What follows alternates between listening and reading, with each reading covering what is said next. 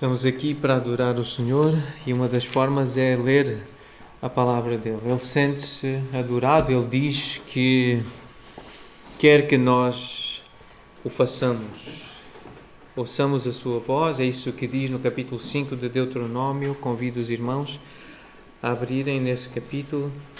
Deuteronômio capítulo 5, que começa com esse chamamento, esse convite de Moisés ao povo, a todo Israel, para vir ouvir o Senhor. Ele diz no versículo 1: ouvi, ó Israel, os estatutos e juízos que hoje vos ordeno.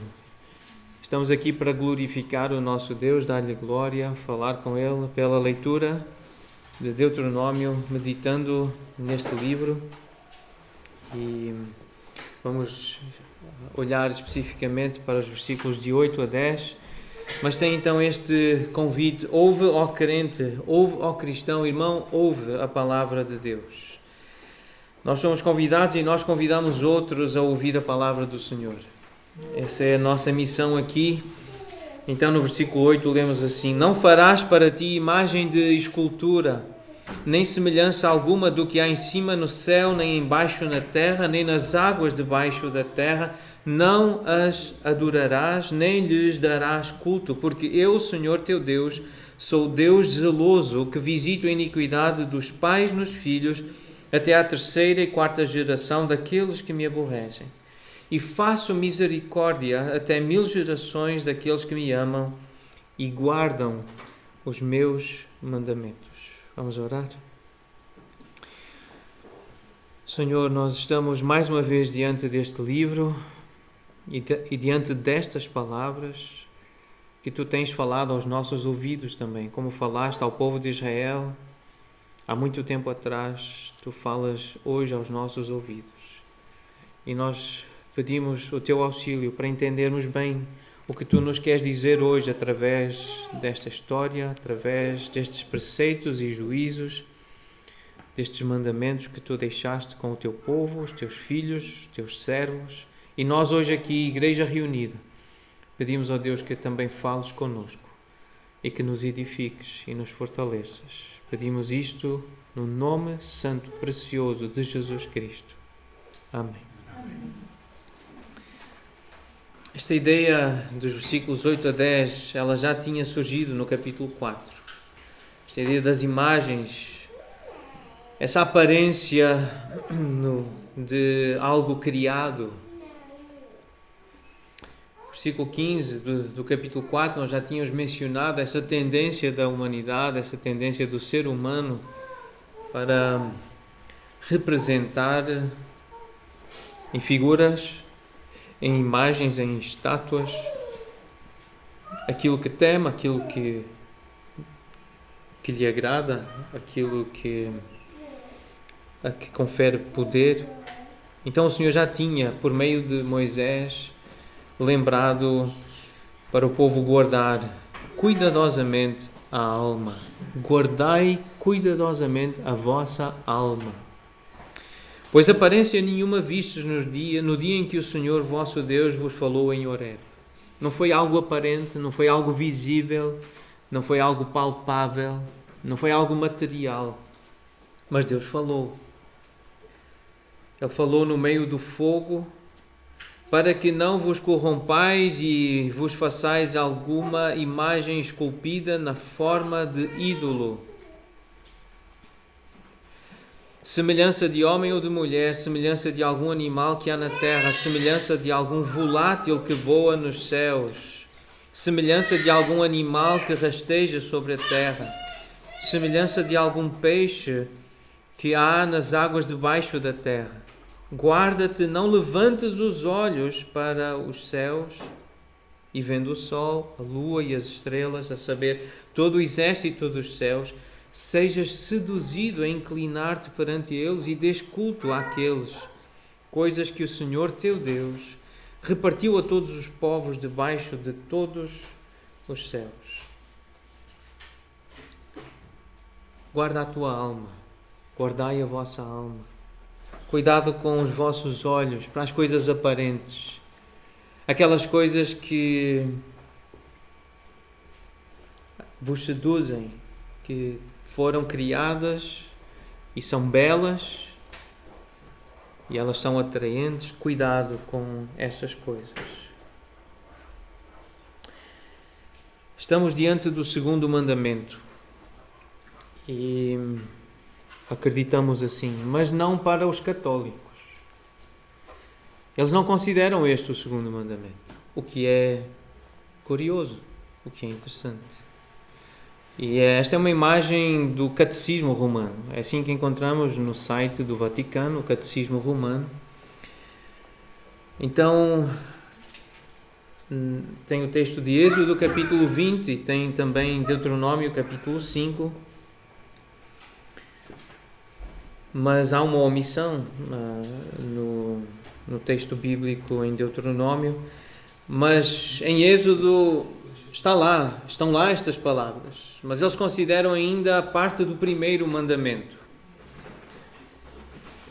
Então incluem esta ideia de não fazer imagens ou de não adorar imagens, a ideia do primeiro mandamento, que é adorar a Deus e amá-lo sobre todas as coisas. Não fazem essa distinção entre estas duas ordens.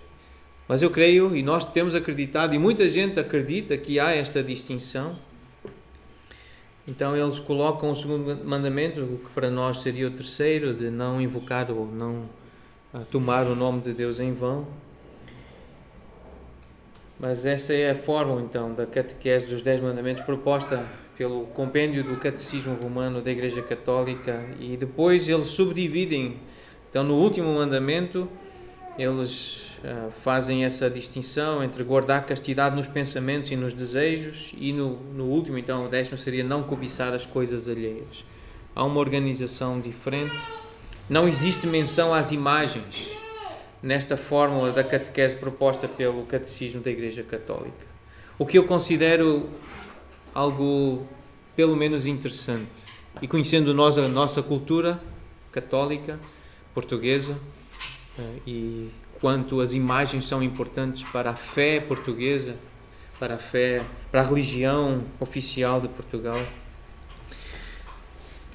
é significativo não haver esta distinção entre o primeiro e o segundo mandamento, porque os judeus sempre fizeram, e neste site que apresenta e descreve o judaísmo, há na lista dos mandamentos, o segundo mandamento para os judeus é: não terás outros deuses e estátuas diante de mim. Então há uma distinção, e a Igreja Reformada tem feito essa distinção. Há quem defende que o luteranismo, os protestantes, não faziam essa distinção, ainda porque muito perto do pensamento católico, mas os judeus fazem essa distinção, e nós, cristãos bíblicos, e da suficiência das Escrituras e do poder de Deus para salvar aquele que crê, só Cristo, só pela graça, só as Escrituras. Então essa ideia da Reforma, essas principais ideias da Reforma, têm-nos levado a perceber que Deus falou por meio de 10 palavras, e esta é a segunda palavra, e há uma tradição que nós consideramos bíblica, que é fazer essa distinção entre não ter outros deuses, que é o primeiro mandamento, e o segundo, não fazer imagens. E pensarmos e considerarmos esta questão das imagens, das estátuas hoje, e o que isso significa, o que pode significar para nós, o que eu creio realmente que significa para a Igreja, e tem uma palavra para a Igreja, tem uma demonstração, uma aplicação à Igreja. Esta semana, no exercício da leitura das Escrituras, um exercício que temos proposto como algo piedoso, algo necessário para a nossa alma, que é ler a Bíblia todos os dias, e no meu plano de leitura eu li Levítico, e li o capítulo 26, e no capítulo 26, esta semana, esta demonstração contra a idolatria. Falamos da semana passada sobre a idolatria, ter outros deuses, mas li no versículo 1: não fareis para vós outros ídolos, nem vos levantareis imagem de escultura, nem coluna, nem poreis pedra com figuras na vossa terra. para vos inclinardes a ela. Esta expressão é importante. Inclinardes a ela. Porque eu sou o Senhor vosso Deus. A razão porque Deus não quer que o povo dele, os filhos dele, esculpam, façam, criem imagens diante das quais se inclinem. Esta expressão é importante, esta questão da inclinação. É porque Ele é Deus, Ele é o Senhor. E não há outro, e Ele quer essa singularidade e essa exclusividade na submissão, na veneração, na adoração, no apreço. Ele quer ser adorado como Deus. Ele é o Senhor que tirou do Egito a Israel. Ele é o Senhor que livra a nossa alma do inferno, da escravidão do pecado. É Ele e não há outro. É Ele que é a verdadeira alegria, a alegria perene do crente. A alegria que não acaba. É Ele a fonte dessa alegria. Portanto, reduzir o Deus eterno, disse um comentador, alguém a comentar este versículo e esta ideia de esculpir imagens, disse: reduzir o Deus eterno e infinito a qualquer semelhança física era intolerável. Tal como o povo percebeu na sua tentativa de representar Deus como um bezerro de ouro. Foi intolerável e deve continuar a ser intolerável para os filhos de Deus, para o povo de Deus, que ouve Deus falar. O episódio do bezerro dourado está lá em Êxodo, no capítulo 32. Fizeram os filhos de Levi, segundo a palavra de Moisés, e caíram do povo naquele dia uns 3.000 homens. Feriu, pois, o Senhor ao povo, porque fizeram o bezerro que Arão fabricar. Moisés demorou para voltar, estava a ouvir Deus, estava em comunhão com Deus, estava a receber de Deus a lei para entregar ao povo. E essa demora fez com que o povo se impacientasse e quisesse então que Arão fabricasse um Deus. E atribuíram a esse Deus a honra, a glória de os ter. Era a imagem que eles queriam que representasse o livramento. Essa tendência de ver algo, essa tendência de tocar em alguma coisa, essa tendência de haver uma devoção a uma imagem. Isso percebeu-se e foi gravemente disciplinado por Deus. E o povo percebeu como isso era intolerável para Deus. E 3.000 pessoas, 3.000 homens foram mortos naquele dia por causa da idolatria, por causa da devoção, por causa da honra a uma imagem criada com aparência de criação.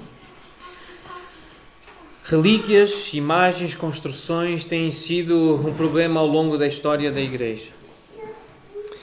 E nós sabemos, já mencionamos o catolicismo romano, e como as relíquias são importantes, objetos, imagens são importantes para os adoradores portugueses.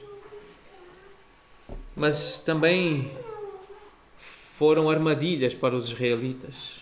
Algumas histórias que nós lembramos e que podemos ler, por exemplo, no livro de Juízes, no capítulo 8, conta-nos que Gideão fez uma estola sacerdotal e a pôs na sua cidade, em Ofra, e todo Israel se prostituiu após ela, e veio a ser um laço a Gideão e à sua casa. Nós lemos que o povo pediu a Gideão para dominar sobre eles. O povo queria que Gideão fosse o líder, pediu: domina sobre nós. Mas a resposta de Gideão diz: nem eu nem os meus filhos dominarão sobre vós, o Senhor dominará. É Ele que tem que ser o Senhor da vossa vida, Ele tem que ser Deus porque Ele é Deus e Ele quer ser o Senhor da vossa vida. Mas depois ele fez essa estola, com certeza o texto não explica claramente, mas a estola sacerdotal era uma referência, e é uma referência, àquele que intercede pelo povo, aquele que representa o povo diante de Deus, que leva os sacrifícios lá no tabernáculo e os apresentava diante do Senhor. Era a forma de adoração do povo de Israel naquela altura, e a estola sacerdotal era um símbolo. E com as argolas de ouro ele fez essa estola sacerdotal, mas aquela imagem fez com que o povo se prostituísse diante da imagem, que adorasse, que idolatrasse, que venerasse aquela estola sacerdotal.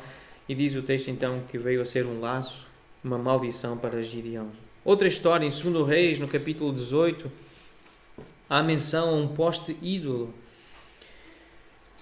que foi quebrado, foi despedaçado por... Aqui foi o rei Asa, creio que removeu os altos, quebrou as colunas, deitou abaixo o poste ídolo e fez em pedaços a serpente de bronze que Moisés fizera, porque até aquele dia os filhos de Israel lhe queimavam incenso e lhe chamavam Neustã. Aquela serpente de bronze que Moisés foi orientado a levantar para simbolizar Jesus Cristo. Mais tarde, o próprio Senhor Jesus Cristo usa esta figura, era um tipo de Cristo. Houve uma maldição entre o povo e a forma de solucionar era construir aquela serpente, levantá-la, aquele poste diante do povo. Quem olhasse para a serpente seria curado. Tornou-se, obviamente, um objeto de culto, de veneração, de adoração do povo, e houve prostituição, houve adoração àquela estátua. Outra imagem, e fomos lembrados dela na quarta-feira passada, em Ezequiel capítulo 8, nós lemos no versículo 3 que o Espírito Santo levou Ezequiel para Jerusalém. Ele que estava na Babilônia como escravo, tinha sido levado e estava lá no cativeiro, mas em espírito o Senhor o levou e deu-lhe uma visão do templo em Jerusalém. E lá, em visões de Deus, ele percebeu que na entrada da porta do átrio estava colocada a imagem dos ciúmes, que provoca o ciúme de Deus.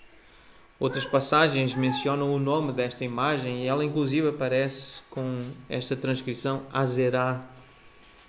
Depois no versículo 7 diz: levou-me à porta do átrio, olhei e eis que havia um buraco na parede, então me disse: filho do homem, cava naquela parede. Cavei na parede e eis que havia uma porta, e disse: entra e vê as terríveis abominações que eles fazem aqui. Entrei e vi, eis toda a forma de répteis e de animais abomináveis e de todos os ídolos da casa de Israel, pintados na parede e em todo o redor. 70 homens dos anciãos da casa de Israel, com Jazanias, filho de Safã, que se achava no meio deles, estavam em pé diante das pinturas, das imagens, tendo cada um na mão o seu incensário, uma figura de adoração.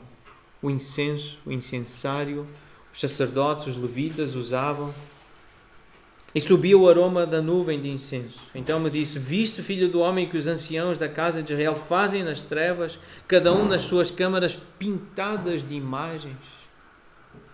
Pois dizem: o Senhor não nos vê. Então esta imagem dos ciúmes, que provoca o ciúme de Deus, ela é mencionada em outras passagens. E Asa, aqui sim, em 1 Reis 15, é que é Asa que destrói essa imagem. Na outra história, eu creio que foi Ezequias. Foi Ezequias. Aqui foi Asa que destruiu essa imagem. Ele tirou da terra os prostitutos cultuais, e aqui percebe-se o tipo de adoração que essa imagem recebia. Envolvia imoralidade sexual, prostituição. Removeu os ídolos que os seus pais fizeram, e até Maaca, a sua mãe, depois da dignidade de rainha-mãe, porquanto ela havia feito ao poste ídolo uma abominável imagem. Asa destruiu essa imagem e queimou no vale de Cedron. Essa imagem dos ciúmes, que despertava ciúmes no Senhor. Capítulo 21, 1 Reis, versículo 7. Também pôs, e aqui é Manassés, ele pôs a imagem da escultura do poste ídolo que tinha feito na casa que o Senhor dissera a Davi e a Salomão, seu filho: nesta casa e em Jerusalém que escolhi de todas as tribos de Israel, porei o meu nome para sempre. Nessa casa, que era para o Senhor, era casa de oração para buscar o Senhor, Manassés, um rei mau, perverso, ele colocou um poste ídolo, uma imagem, provavelmente essa imagem de Azerá, desse ídolo. Mais à frente, no capítulo 23, então lemos que Josias tirou essa imagem, tirou o poste ídolo e levou para fora de Jerusalém, até ao vale de Cedron, queimou, reduziu a pó e lançou sobre as sepulturas do povo. Também derribou as casas de prostituição cultual que estavam na casa do Senhor, onde as mulheres teciam tendas para o poste ídolo. Este era um ambiente de imoralidade sexual, um ambiente de idolatria que envolvia estas imagens e estas figuras, que eram uma forma de seduzir, de convidar o povo a se entregar ao pecado. Voltamos ao versículo 8 de Deuteronômio 5. Não farás para ti imagem de escultura, nem semelhança alguma do que há em cima no céu, nem embaixo na terra, nem nas águas debaixo da terra. Não as adorarás, nem lhes darás culto. Esta palavra adorar, ela significa literalmente, na língua hebraica, inclinar-se, prostrar-se. É a ideia de se reconhecer que estamos diante de alguém maior, alguém mais digno, alguém que é uma autoridade, alguém a quem nós nos submetemos, alguém a quem reconhecemos virtude. E há várias histórias na Bíblia que descrevem essa imagem de alguém se prostrar, de alguém se inclinar. E nós conhecemos bem a história de Ananias, Misael e Azarias. Daniel capítulo 3 conta que o rei Nabucodonosor, ele mandou fazer uma grande imagem, uma grande estátua. E ele esperava que todos se curvassem diante dela, que todos se inclinassem diante dela quando ouvissem os instrumentos. Mas nós lemos no versículo 12 que alguém lhe foi dizer: há alguns homens judeus que tu constituíste sobre os negócios da província da Babilônia, Sadraque, Mesaque e Abednego. Estes homens, que são Ananias, Misael e Azarias, eles não fizeram caso de ti, porque não se inclinaram. Portanto, não se inclinar é não fazer caso, é não dar o valor que a pessoa entende ter, acha que tem. Eles não fizeram caso de ti, a teus deuses não servem. Inclinar-se é servir um Deus. Essa é a imagem da inclinação, de se prostrar diante de alguém. É um serviço. É um reconhecimento do valor e da importância. Eles não adoram a imagem de ouro que levantaste. É uma forma de adoração. Inclinar-se diante de uma imagem é, na linguagem bíblica, uma forma de adoração, de serviço, de valorização. É por isso que temos de ter muito cuidado com esta questão da inclinação. Inclinar-se diante de alguém.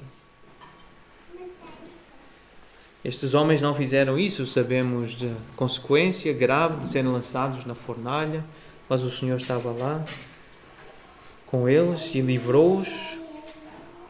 Mas eles dizem assim: eu não sei o que é que Deus vai fazer connosco. Se Ele quiser livrar, Ele pode livrar, mas se Ele não nos livrar, fica sabendo, ó Rei, que nós não serviremos a teus deuses. Tu queres que nós nos inclinemos, mas nós não vamos servir aos teus deuses. Nós não nos vamos inclinar. Porque eles conheciam a lei do Senhor. Eles conheciam o segundo mandamento. Não farás imagem de escultura. E não as adorarás, não te inclinarás diante delas. Eles conheciam a lei. Eles sabiam que não podiam inclinar-se diante de uma imagem. Isso significava adoração. Outra imagem no Novo Testamento, agora em Atos capítulo 10, diz que aconteceu que indo Pedro a entrar, casa de Cornélio, aquela visão que ele teve para visitar Cornélio, um homem de oração, um homem que buscava a Deus, piedoso, que ofertava para a obra de Deus. Ele, quando chegou, Pedro, lhe saiu Cornélio ao encontro e, prostrando-se-lhe aos pés, o adorou. Mas Pedro o levantou, dizendo: ergue-te, que eu também sou homem. Corrigiu. Disse: não faças isso. Não te inclines diante de mim, não te prostres diante de mim, porque eu sou homem, eu não sou Deus. Põe-te de pé. Esta imagem está em Apocalipse, no capítulo 19. Agora não é um homem, é um anjo que aparece a João e dá-lhe uma revelação acerca daquilo que Jesus queria que João visse. O versículo 10 diz que prostrei-me, diz João, eu prostrei-me ante os seus pés para adorá-lo. Ele, porém, me disse, é o anjo a falar com João: vê, não faças isso, eu sou conservo teu e dos teus irmãos que mantêm o testemunho de Jesus. Adora a Deus, pois o testemunho de Jesus é o espírito da profecia. Não faças isso, não te inclines diante de mim. Ou seja, não me adores. Adora a Deus. É o anjo que corrige João, um discípulo de Jesus, discípulo amado, com uma história com Jesus. Ele viu Jesus, ele tocou em Jesus. É assim que ele começa a primeira carta. Nós vimos, nós ouvimos, nós tocamos, comunhão com Jesus. Mas diante de um anjo e de uma grande revelação, a tendência dele, porque a tendência do ser humano é inclinar-se e é adorar, amar, é depender de algo visível, de algo aparente, de algo belo, poderoso.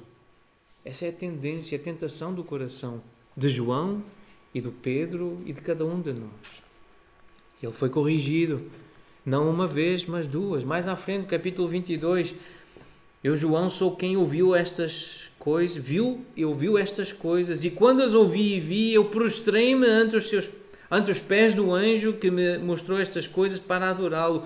Então ele me disse, outra vez, vê, não faças isto. Eu sou conservo teu, dos teus irmãos, os profetas e dos que guardam as palavras deste livro. De novo, adora a Deus. Não te inclines diante de mim. Inclina-te diante de Deus. Adora a Deus.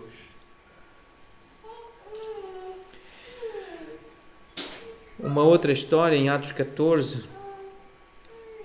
Nós lemos que em Listra, Paulo e Barnabé estavam lá e viram um homem aleijado, paralítico, desde o nascimento. E esse homem ouviu falar que Paulo, Paulo, e Paulo é que viu que ele tinha fé para ser curado e disse-lhe em voz alta: apruma-te direito sobre os pés. E ele saltou e andava. E quando as multidões viram o que Paulo fizera, gritaram, dizendo: os deuses em forma de homens baixaram até nós. E o próprio sacerdote diz que, trazendo para junto das portas touros e grinaldas, queria sacrificar juntamente com as multidões. Viram algo poderoso, algo sobrenatural, e queriam adorar Paulo e Barnabé, com a forma que sabiam adorar. Para eles a adoração era matar um animal, era apresentar as grinaldas. Então Paulo e Barnabé, rasgando as suas vestes, saltaram para o meio da multidão, clamando: Senhores, por que fazeis isto? Nós também somos homens como vós, sujeitos aos mesmos sentimentos. Nós entendemos o que vocês estão a querer fazer. Também temos sentimentos assim. Mas por sermos iguais, nós sabemos que vocês não podem nos tratar como deuses. Vocês não se podem inclinar diante de nós. Vocês não podem apresentar sacrifícios a nós. Nós não somos deuses. Na verdade, nós anunciamos o Evangelho, estamos a partilhar convosco o Evangelho de Jesus Cristo, para que destas coisas vãs vos convertais ao Deus vivo, que fez o céu, a terra, o mar e tudo o que há neles. Então parem com isso. Parem de amar e de desejar essas coisas e de ver manifestações poderosas aqui na terra e olhem para o céu, olhem para Deus, inclinem-se diante do Deus do céu que fez todas as coisas. Todas as coisas que há na terra, foi Ele que fez. Coisas que nos dão muito prazer, muita satisfação, muita segurança, mas foi Deus que fez. Olhem para Ele. É Ele que vos manda a chuva, é Ele que vos dá o sustento, é Ele que enche o vosso coração de fartura e de alegria. Porque no fundo, os deuses tratam disso, é esse o assunto. Quem é que me dá alegria? Quem é que me dá satisfação? Quem é que me protege? Quem é que me guarda? Quem é que me sustenta? Mas mesmo assim foi difícil de impedir que as multidões lhes oferecessem sacrifícios. Mas destacar o versículo 15: Senhores, por que fazeis isto? Nós também somos homens como vós, sujeitos aos mesmos sentimentos. E vos anunciamos o Evangelho para que destas coisas vãs vos convertais ao Deus vivo que fez o céu, a terra, o mar e tudo o que há neles. É por isso que lembramos do Evangelho. Porque é o Evangelho que nos ajuda, é Ele que nos liberta destas coisas vãs, ilusórias, vazias, perversas, de adorarmos a criatura em lugar do Criador, de nos inclinarmos, de desejarmos mais aquilo que foi criado do que desejar o Criador. Porque o Criador, Ele diz assim: Eu sou o Senhor. Este é o meu nome, Senhor Yahweh. Eu sou o que sou, o Eterno. A minha glória eu não darei a outrem, nem a minha honra às imagens de escultura. É assim que o Senhor se revela através do profeta Isaías. Eu sou o Senhor e a minha glória eu não darei às imagens de escultura. É um assunto sério, portanto, as imagens.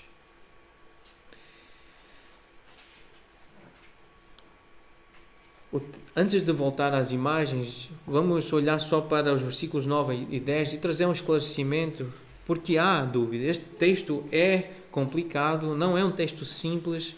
Quando lemos que Deus visita a iniquidade dos pais nos filhos até à terceira e quarta geração daqueles que me aborrecem, que o aborrecem, diz o Senhor: eu faço misericórdia até 1000 gerações daqueles que me amam e guardam os meus mandamentos. Então esta questão de visitar a iniquidade dos pais nos filhos até à terceira e quarta geração, o que é que isto quer dizer? Moisés já tinha deixado claro que os filhos não eram punidos pelos pecados dos seus pais. Isto está claro.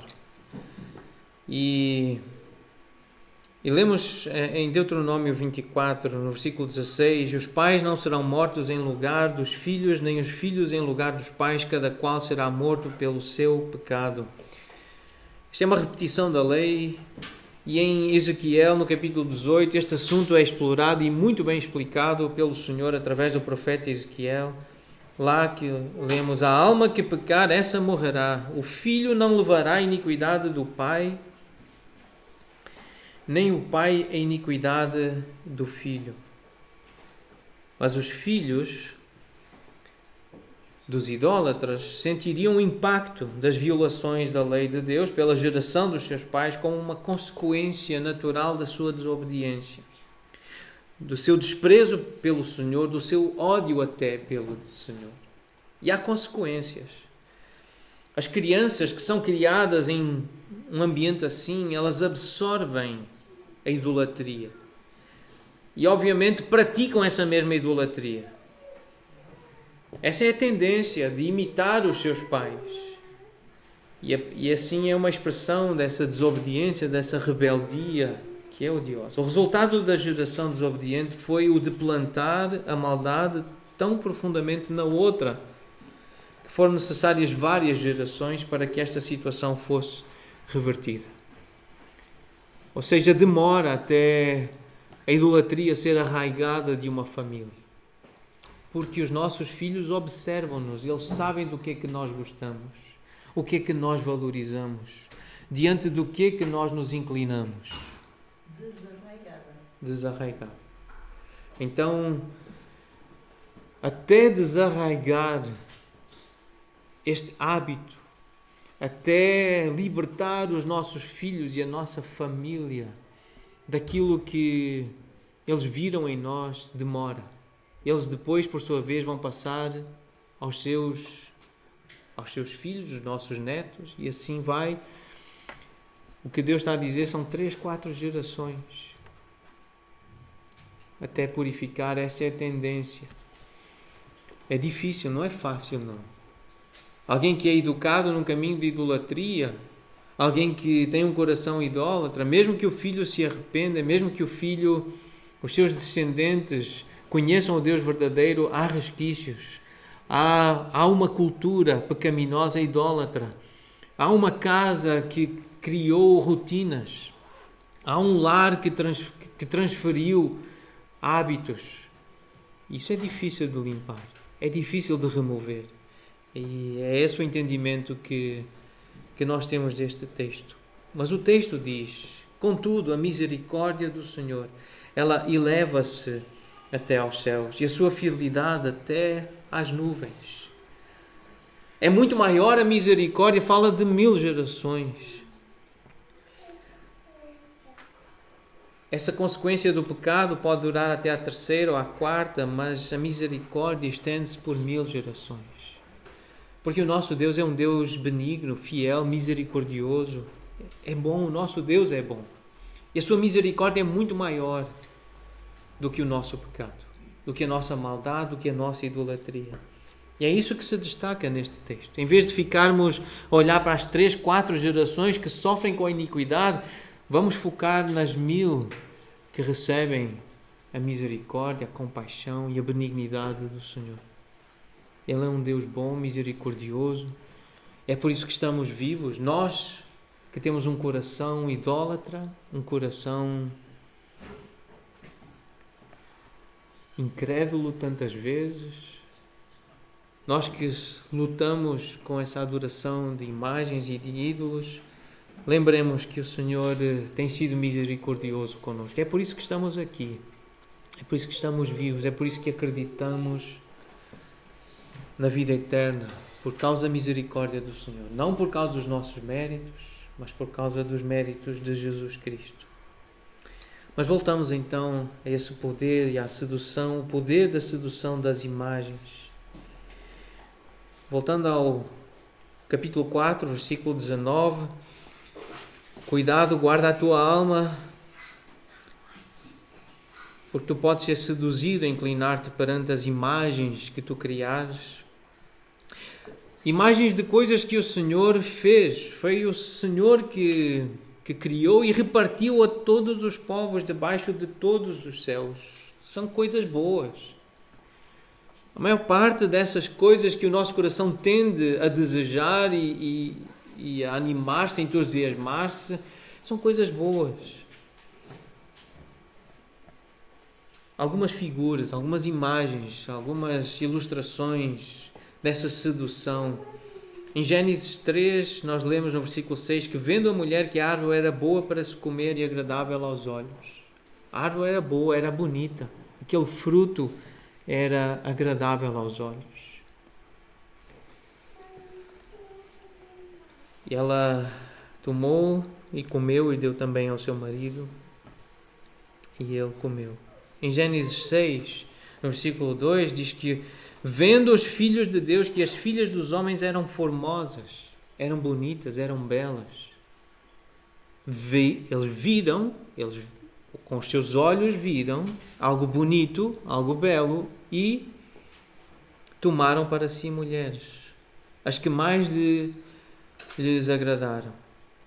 Então o Senhor disse: o meu espírito não agirá para sempre no homem, pois este é carnal. Nós vimos e conhecemos a história, a sequência e a consequência de comer aquele fruto que era belo, que era bonito, bom aos olhos, agradável.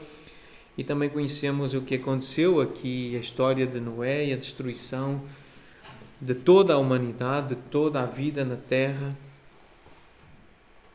E a origem está aqui, aquilo que os homens viram e por ser formoso, por ter uma boa aparência, ir e pegar e tomar. Outra ilustração. Josué, no capítulo 7, lemos a história de Acã. Quando confrontado, e demorou para ser achado, mas foi achado, e foi separado, e foi confrontado, e ele disse: eu pequei contra o Senhor, verdadeiramente eu pequei. E eu fiz assim, assim. Ele passa a descrever o que ele fez. Versículo 21, quando vi, então de novo os olhos, de novo a aparência, quando eu vi entre os despojos uma boa capa babilônica e 200 ciclos de prata e uma barra de ouro do peso de 50 ciclos, eu cobicei-os e tomei-os. Eu vi, depois eu cobicei e eu tomei. Este é o processo. Os olhos veem algo bonito, belo, bom, ouro, uma roupa boa. Eu vi, cobicei e tomei. Outra história. Sansão, Juízes capítulo 16, lemos que Sansão foi a Gaza e viu ali uma prostituta e coabitou com ela. Ele viu e tomou-a. Segundo Samuel, capítulo 11, versículo 2, diz que uma tarde levantou-se Davi do seu leito e andava passeando no terraço da casa real. Dali ele viu uma mulher que estava tomando banho. Era ela muito formosa. Ele viu, e nós conhecemos o resto da história. Se não conhecerem, leiam 2 Samuel, capítulo 11. A dor, a destruição que aquele olhar trouxe depois sobre a casa de Davi. Provérbios 23. Esta advertência, este aviso que o sábio faz. Versículo 31. Não olhes para o vinho quando se mostra vermelho, quando resplandece no copo e se escoa suavemente, pois ao cabo morderá como a cobra e picará como o basilisco.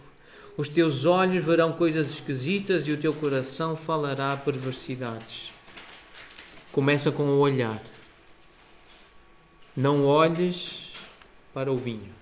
Começa com os olhos. Mais à frente, Provérbios 28, versículo 22. Aquele que tem olhos invejosos, cobiçosos, corre atrás das riquezas, mas não sabe que há de vir sobre ele a penúria. Todas estas histórias nós vemos consequências trágicas, destruidoras, que começam com olhares cobiçosos, de desejo. Mateus 5, 28, o Senhor Jesus diz: qualquer que olhar para uma mulher com intenção impura no coração já adulterou com ela. 1 João 2, versículo 15. Não ameis o mundo nem as coisas que há no mundo. Se alguém amar o mundo, o amor do Pai não está nele. Porque tudo o que há no mundo, a concupiscência da carne e a concupiscência, esse desejo desenfreado, lascivo dos olhos e a soberba da vida, não procede do Pai, do Senhor Deus, mas procede do mundo que despreza Deus.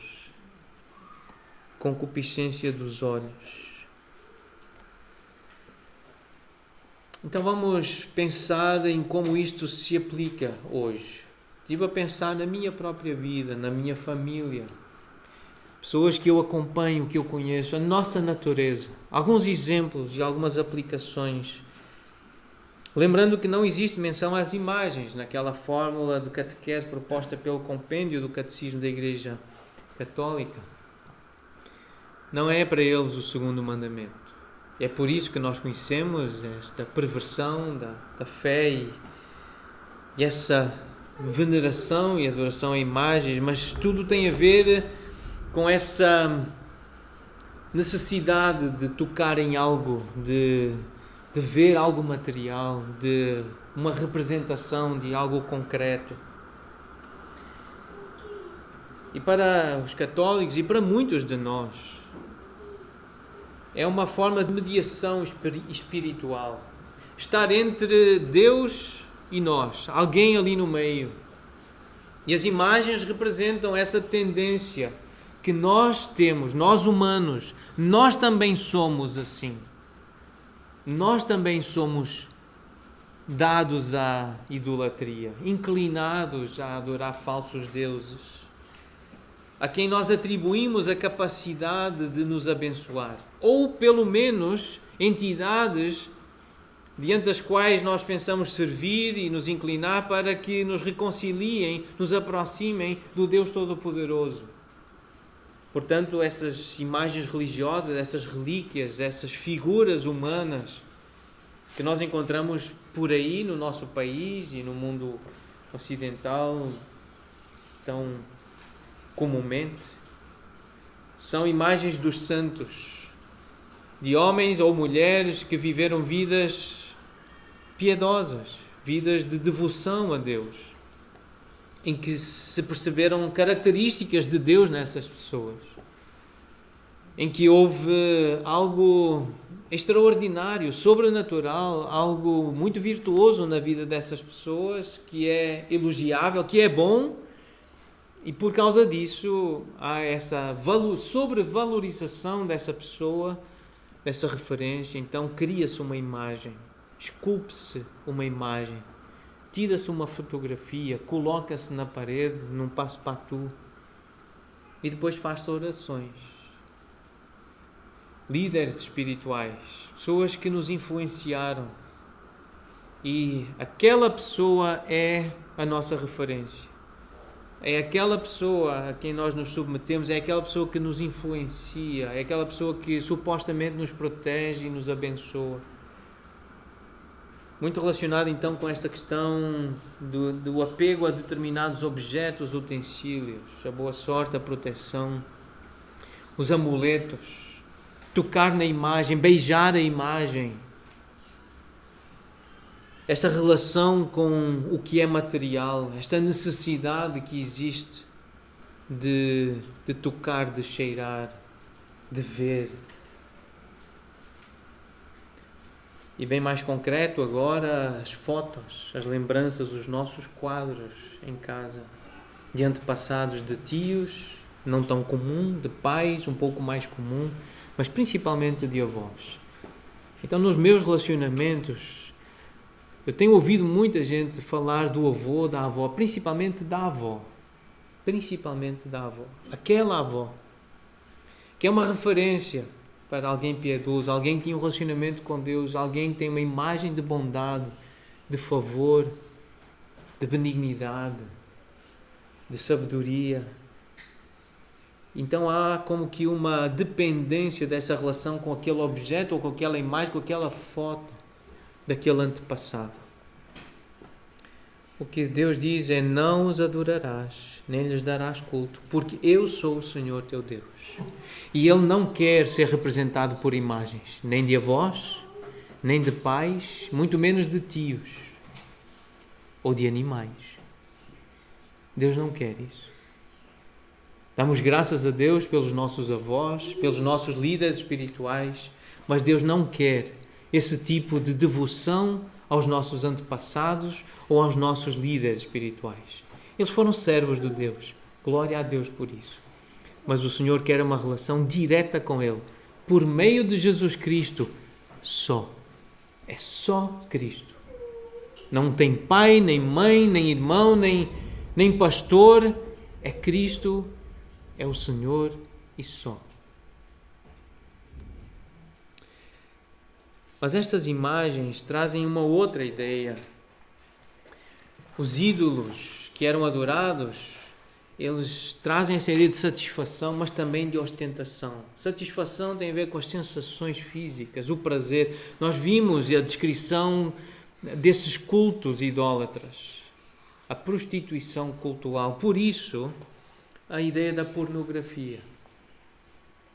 A pornografia é parte dessa idolatria e dessa criação de imagens que devem ser veneradas. As pessoas inclinam-se diante de imagens porque dão prazer, dão sensações físicas, despertam a adrenalina e que vicia essa droga natural que nós temos dentro do nosso corpo. E não tão intenso, mas o erotismo, os filmes, as séries, que não é pornografia, mas existe uma erotização, um despertar de sensações a sensualidade não tão forte como a erotização, mas determinadas roupas e determinados penteados, determinadas poses, maneiras de falar, de se gesticular, mas que desperta essa satisfação, a elegância, ver pessoas bonitas, bem vestidas, com um corpo, uma silhueta perfeita, um corpo musculado. Isso tem a ver com a satisfação física, com prazeres que facilmente cativam o nosso coração, seduzem a nossa alma e nos fazem gastar tempo e dinheiro que deveria ser empregue na obra do Senhor e dado ao Senhor.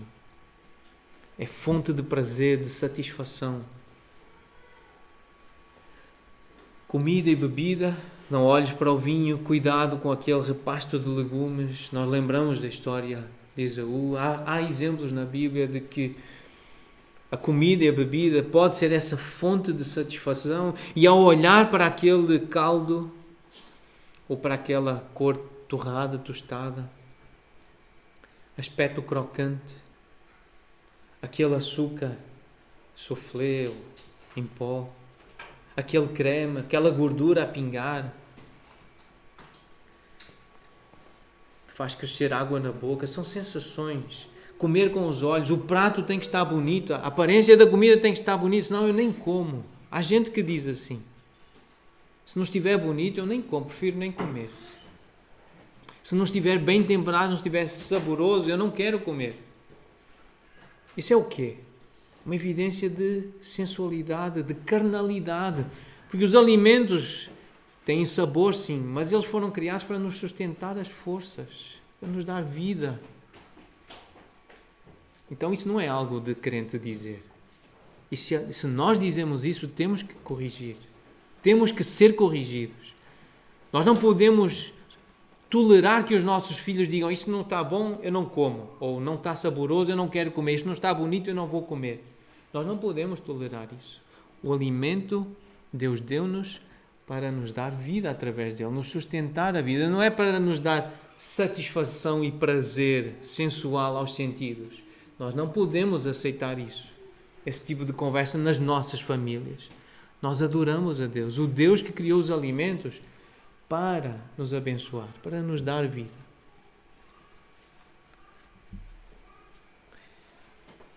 Bens materiais, casas, carros, roupas, calçados, joias, relógios, diplomas, dispositivos eletrónicos, animais. E estou a pensar em mim, e falei em animais porque eu considero um bem material. E nós escolhemos a Melly, esta cadelinha, pela aparência dela. Eu vi um cão, uma raça próxima, um pointer, a passear aí num jardim, aqui perto, e eu gostei tanto daquele cão, a aparência dele, adulto, que me fez ir pesquisar sobre aquela raça, ler e procurar algo semelhante. Então, o olhar para um pointer, olhar para um cão, fez com que eu fosse estudar, pesquisar e trabalhar para ir adquirir um perdigueiro português. Então, eu vejo isso em mim, no meu coração. Estas coisas de olhar para uma casa, seja exterior ou interior da casa, ou imaginar aquela casa, ver fotos nas imobiliárias de casas bonitas, bem mobiladas, o que isso pode provocar no nosso coração? Tipo de sensação de segurança, de ostentação, de valorização de quem eu sou, do que eu consigo alcançar, o que ela faz em mim. Carros, esta semana tive uma experiência com um carro. O nosso carro avariou e o seguro deu-nos um carro supostamente equivalente, mas novo e lindo, sim, para os meus olhos, não é? No meu gosto. E o que aquilo desperta, as linhas do carro, tudo, os pormenores, o que aquilo desperta de sensações, de tocar naquele carro, de o sentir, de andar com ele. As roupas, a mesma coisa, calçados, especialmente para as mulheres, os sapatos, o tamanho dos tacões e o formato, joias. Nós sabemos o poder de um brinco, de uma aliança, de um anel com uma pedrinha, ou muitas pedrinhas, os relógios, os diplomas na parede, o que eu estudei, o que eu paguei, o que eu vi, o que eu vivi, dispositivos eletrónicos, de ter determinadas marcas, de ter determinados tamanhos. Então, são imagens. E trabalham muito com imagens. E com aquilo que se vê, aquilo que se toca. É algo que nós precisamos ter muito cuidado com os bens materiais. É muito fácil amar estas coisas. E sentirmos-nos satisfeitos com estas coisas. E Deus é chato. Eu prefiro comer, eu prefiro andar de carro, eu prefiro brincar com a Mel. E às vezes eu fico a olhar para ela, só a olhar para ela. É tão linda. E eu digo-lhe, Meli, tu és tão bonita. Ou estás bonita. Depois a Graça diz, não, está não, ela é bonita. Mas só ali, perder tempo. E é fácil ficar tempo esquecido, olhar para algo bonito. E distraímos-nos. Precisamos trabalhar. Precisamos servir. Precisamos ser úteis. Precisamos honrar o Senhor com o nosso trabalho, com o nosso tempo, com o nosso dinheiro, com a nossa atenção e devoção. Entendem o ponto? A questão da imagem, do visual, aquilo que nós vemos, que nos agrada, que nos satisfaz, que causa sensações em nós. Não farás para ti imagens de escultura. Cuidado com as imagens. Ainda mais uma nota sobre as imagens, porque as redes sociais, elas funcionam de imagens, principalmente imagens. Há poucas que funcionam com palavras, mas são palavras também que criam imagens, especialmente imagens falsas sobre alguém. Muita gente usa as redes sociais para fabricar uma imagem de si mesmo, mas é uma imagem falsa. Não é verdadeira, a maior parte é falsa. Ela não é autêntica. É uma novela. É uma invenção, é uma utopia, ela não é verdadeira. Famílias perfeitas, casamentos perfeitos, uma aparência perfeita, uma vida perfeita, utópica, ilusória, é uma falsa imagem. Mas é essencialmente isso, redes sociais, Facebook, Instagram, WhatsApp, é essencialmente isso. Cuidado com as imagens. Sabe isto, diz Paulo a Timóteo no capítulo 3 da segunda carta, nos últimos dias sobrevirão tempos difíceis. E estamos a viver esses tempos. E cada vez mais com imagens à nossa volta. Os homens serão egoístas, amantes de si mesmos. É o que significa esta expressão egoísta. Amam a si mesmos. Então nós precisamos ter muito cuidado com aquilo que nós vemos. Lembrar que cada um é tentado pela própria cobiça, quando esta atrai e seduz. Então a cobiça, diz Tiago, depois de haver concebido, dá à luz o pecado. Tem a ver então com esse desejo que está dentro de nós, essa capacidade que os objetos têm e a criação de Deus tem, porque foi Deus que criou aquela árvore e aquele fruto que estava lá no meio do jardim. É criação de Deus. Foi Deus que criou, portanto era bom.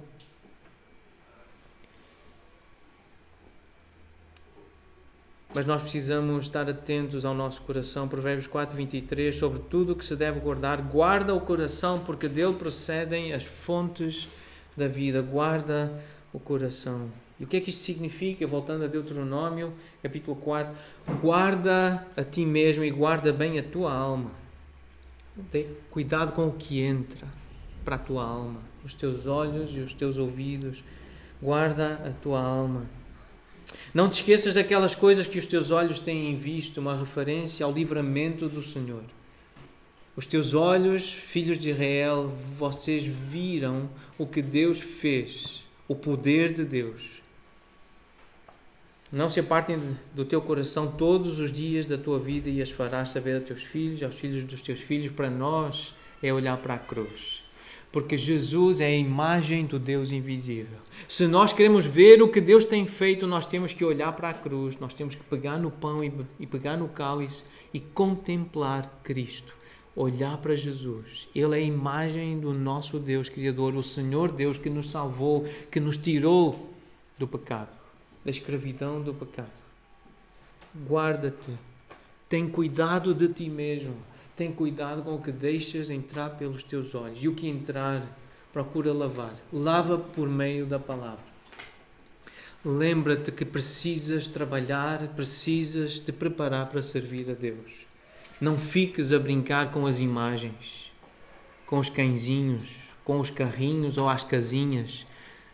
Trabalha para o Senhor.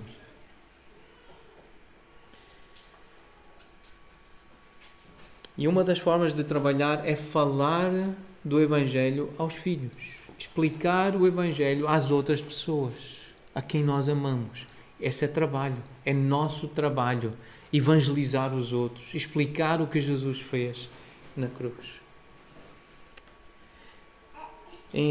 Há um tempo atrás chegou-me um calendário, foi em 2018 que eu li este texto baseado em Ezequiel 8 e que traz uma ideia prática sobre esta relação com as imagens e aquilo que aconteceu lá no templo, ou que estava a acontecer no templo de Jerusalém. O texto desse calendário dizia assim: em Ezequiel 8, Deus mostra ao profeta as abominações cometidas pelos israelitas que foram a causa do fim do reino de Judá. O profeta é levado até Jerusalém, onde vê a glória de Deus no templo. Mais tarde, o profeta vê a mesma glória de Deus fora do templo, abandonando Jerusalém. E é disto que nós temos que temer. É a isto que temos que temer, que Deus nos abandone, que não haja mais a presença dele na nossa vida, a manifestação da sua bondade e da sua misericórdia. Antes, porém, ele foi levado ao pátio do templo, onde lhe foi mostrado um buraco na parede. Escavando a parede, Ezequiel encontrou uma porta. Ao abrir a porta, deparou-se com uma sala pintada e cheia de toda a sorte de ídolos e símbolos abomináveis, na qual 70 anciãos, líderes de Israel, os adoravam. Afirmavam que ali o Senhor não os veria. O facto mais curioso dessa sala oculta é que a sua porta estava enterrada atrás de uma parede. Não havia acesso por onde os anciãos tivessem entrado. Além disso, estava escondida no templo dedicado ao Senhor.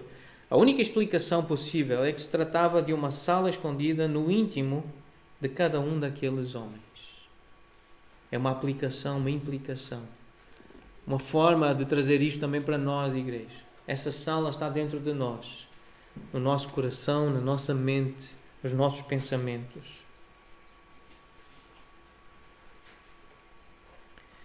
À qual somente eles e Deus tinham acesso. Eles achavam que Deus não tinha, mas Deus tinha e tem acesso a essas salas ocultas. Do lado de fora, o templo, um culto hipócrita, fingido, falso, mas enterrado bem no fundo do coração. Aquela religiosidade de ir ao domingo, à igreja, de abrir a Bíblia e ler, fazer a posição da oração. Religiosidade fingida, culto hipócrita, mas via-se todo o tipo de pecado e idolatria a quem chegasse perto. Qual é que foi o resultado? Pela persistência no pecado, Deus retirou deles a sua glória, a sua presença, que era o maior tesouro de Israel. E agora vem a pergunta: não temos nós, no nosso coração, uma dessas salas? Um pecado predileto do qual nós não queremos abrir mão? Algo que desejamos mais do que ter intimidade, proximidade, comunhão com Deus? Então é tempo de abrir a sala oculta e deixar Deus fazer uma limpeza. Abre o teu coração para Ele. Confessa esse pecado. Pede ajuda de alguém. Fala com alguém ainda hoje. Confessa a um irmão. Confessai os vossos pecados uns aos outros para serdes curados. Abre essa sala. Fala sobre esse pecado. Confessa para poderes abandonar. Para poderes deixar. Que Deus purifique. Não farás para ti imagem de escultura, nem semelhança alguma do que há em cima no céu, embaixo na terra, nem nas águas debaixo da terra. Não as adorarás, nem lhes darás culto, porque eu, Senhor teu Deus, eu sou o Senhor. Filhinhos, guardai-vos dos ídolos, diz João em Gálatas 4. Isso era coisa do passado, diz aos crentes. Não conhecendo a Deus, servieis a Deus que por natureza não são. Mas agora que conheceis a Deus, ou antes sendo conhecidos por Deus, como estáis voltando outra vez aos rudimentos fracos e pobres, aos quais de novo quereis ainda escravizar-vos? Porque esses deuses querem exclusividade também, querem devoção e há escravidão. E Jesus diz então: o Espírito do Senhor está sobre mim, pelo que me ungiu para evangelizar os pobres, enviou-me para proclamar libertação aos cativos e restauração da vista aos cegos, para pôr em liberdade os oprimidos. O Senhor Jesus veio para nos garantir liberdade, para nos libertar desses ídolos, dessas imagens de escultura às quais nós temos tendência para nos inclinar, para nos submeter e seguir esse caminho. O Senhor Jesus disse: se o Filho vos libertar, verdadeiramente sereis livres. Em Tito 3 lemos: outrora nós éramos escravos de toda a sorte de paixões e prazeres. É isso que eu gostaria que nós pudéssemos dizer. Ontem eu era escravo